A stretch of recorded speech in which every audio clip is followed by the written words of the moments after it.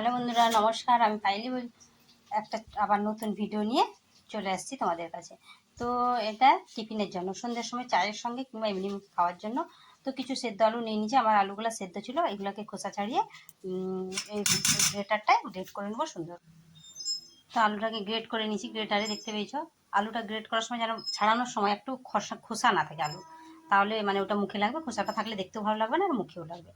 তো গ্রেট করে নেওয়ার পর এরপর কিছু মশলা নেব।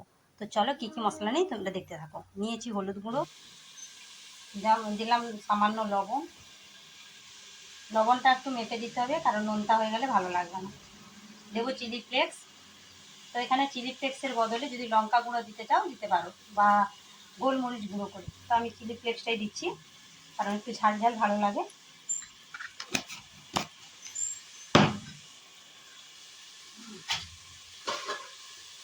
একটা ডিম ফাটিয়ে দেবো, বেশি দেবো না কিন্তু এটা পাতলা হয়ে যাবে, একটাই ডিম দেবো। তো আলুর পরিমাণ যদি খুব বেশি থাকে তখন আমি দুটো ডিম দেবো। তো আমার আলুর পরিমাণ খুব বেশি না, আমার একটা ডিম দিলে হয়ে যাবে।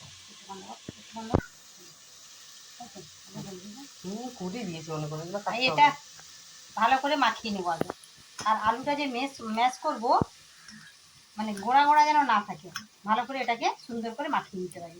এরপরে এটা শক্ত করতে যতটা কর্নফ্লাওয়ার লাগে ততটা দেবো। তো আমার কাছে কর্নফ্লাওয়ার নেই, তার বদলে যদি অ্যারারুট দিতে চাও কিংবা ময়দা দিতে চাও দিতে পারো।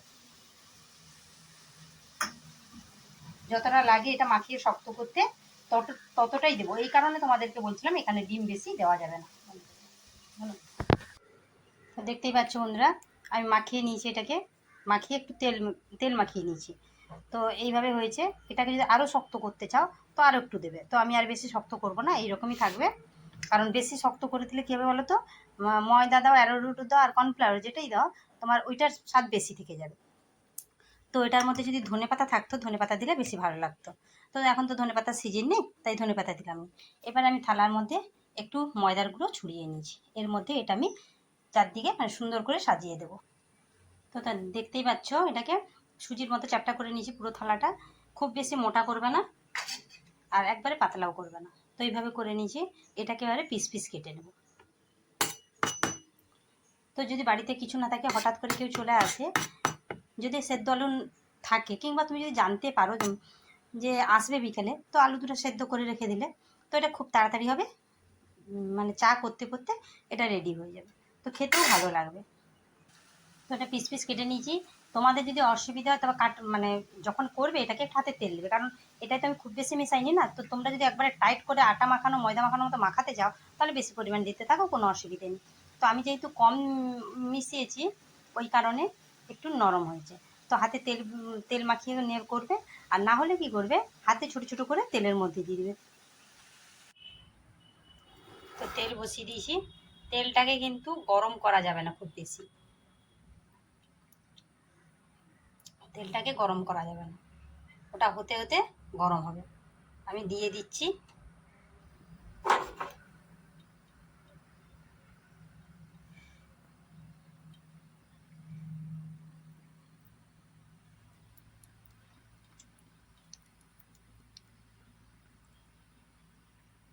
এইভাবে ছোটো ছোটো করে প্রত্যেকটা দিয়ে দেবো তুলে তুলে। যখন পিস কাটা যাচ্ছে না তখন আমি হাতে তুলে একটু চ্যাপটা করে নিচ্ছি।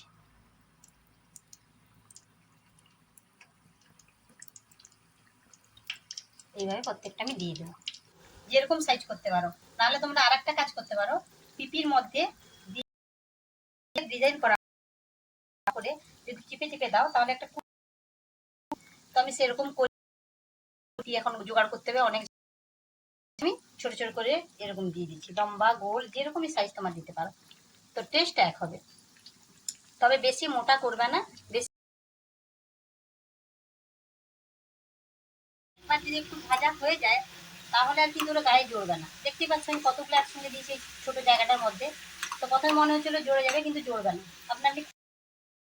আর তোমার কি সুন্দর দেখো হয়ে যাচ্ছে। প্রথমটা একটু সেই তেলটা একটু গরম হয়, ততক্ষণ তোমাকে ধৈর্য ধরতে হবে। তার